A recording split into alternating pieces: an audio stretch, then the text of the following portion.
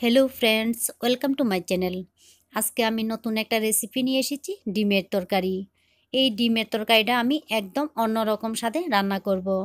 আমার এই ডিমের তরকারি যদি আপনাদের ভালো লেগে থাকে তাহলে আমার চ্যানেলটাকে লাইক, শেয়ার এবং সাবস্ক্রাইব করতে ভুলবেন না।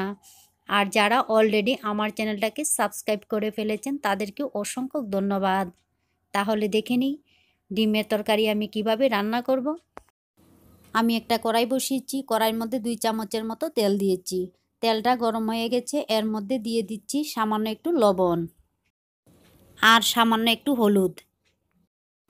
এই তেলের মধ্যে দিয়ে দিচ্ছি সিদ্ধ করা ডিম।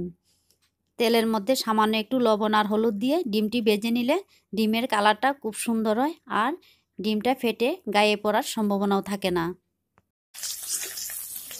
দেখো ডিমের কালারটা খুব সুন্দর হয়েছে, এখন আমি নামিয়ে নেব।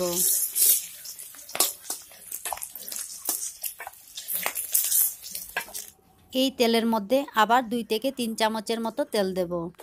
তেলটা গরম হয়ে গেলে এর মধ্যে দিয়ে দিচ্ছি 2টা তেজপাতা আর সামান্য একটু আস্তা জিরা।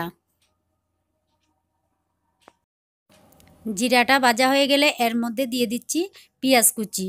এইখানে 2টা পেঁয়াজ কুচি করে কেটে নিয়েছি। পেঁয়াজটিকেও একটু নেড়েচেড়ে ভেজে নিতে হবে।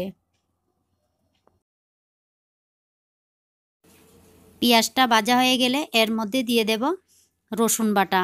এইখানে 6 থেকে 7টা রসুন কুচ আমি বেটে নিয়েছি। রসুনের কাঁচা গন্ধ চলে যাওয়া পর্যন্ত এবার এটিকে খুব ভালোভাবে ভেজে নিতে হবে। তারপর এর মধ্যে দিয়ে দিচ্ছি একটা পেঁয়াজ বাটা। এখানে একটা পেঁয়াজ আমি পেস্ট করে নিয়েছি। 1 চা চামচ আদা বাটা, 1 চামচ কাঁচা লঙ্কা বাটা, 1 চা চামচ লাল মরিচের গুঁড়া, 1 চা চামচ জিরার গুঁড়া, 1 চা চামচ ধনিয়ার গুঁড়া, 1 চা চামচ হলুদের গুঁড়া। এখন এর মধ্যে সামান্য একটু জল দেব যাতে মশলাটি পুড়ে না যায়। এইবারে সবগুলি উপকরণ একসঙ্গে ভালোভাবে কষিয়ে নেব। মশলাটিকে ভালোভাবে কষিয়ে নিতে হবে, না হলে মশলার মধ্যে যে কাঁচা গন্ধ থাকে এই গন্ধটা থাকলে ভালো লাগবে না। মশলাটি মোটামুটি কষানো হয়ে গেলে এর মধ্যে দিয়ে দেব 1 কাপের মতো মটরশুঁটি।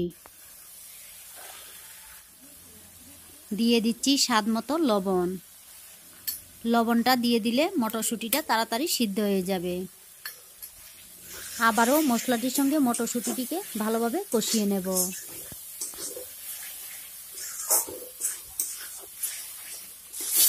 2 মিনিটের মতো মটরশুঁটিটিকে মশলার সঙ্গে কষিয়ে নিয়েছি।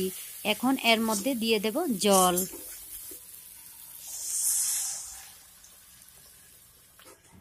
যে যেমন ঝোল পছন্দ করেন সেইভাবে বাড়িয়ে কমিয়ে দিয়ে দেবেন, কিন্তু এইভাবে ডিমের তরকারি রান্না করলে একটু মাখা মাখা হলে খেতে ভালো লাগে। এরপর এর মধ্যে দিয়ে দিচ্ছি ভেজে রাখা ডিমগুলি।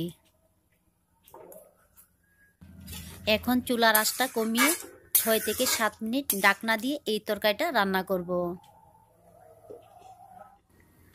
6 থেকে 7 মিনিট পর ঢাকনাটা খুলে নিচ্ছি।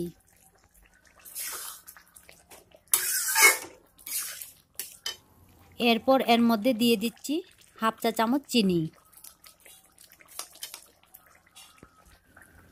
আর সামান্য একটু গরম মশলা গুঁড়া। তারপর আবারও একবার নাড়াচাড়া করে মিশিয়ে নিতে হবে।